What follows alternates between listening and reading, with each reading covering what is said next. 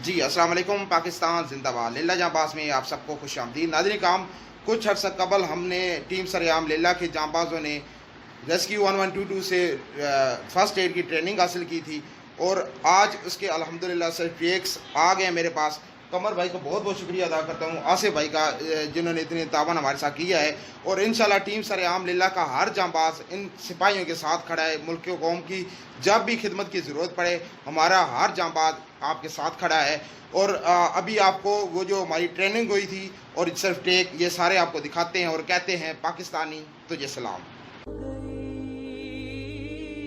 जाग जाग के मंजिल आसान हो गई, बांध ली एक नई दोस्ती।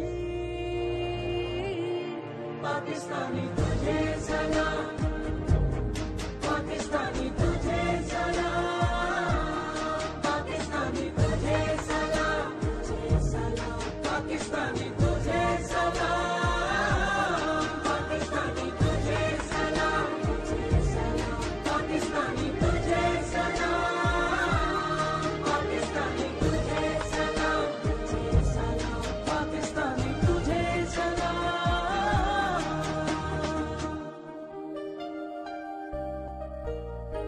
जिस तरफ निकल आए दरिया पलट गए, राह के सभी कांटे रास्ते से हट गए, दूसरा इस तरह है कोई।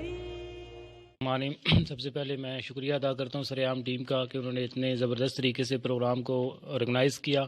सब पार्टिसिपेंट्स जो हैं वो बहुत अच्छे तरीके से उन्होंने पार्टिसिपेट किया, उनका इंटरेस्ट लेवल बहुत अच्छा था।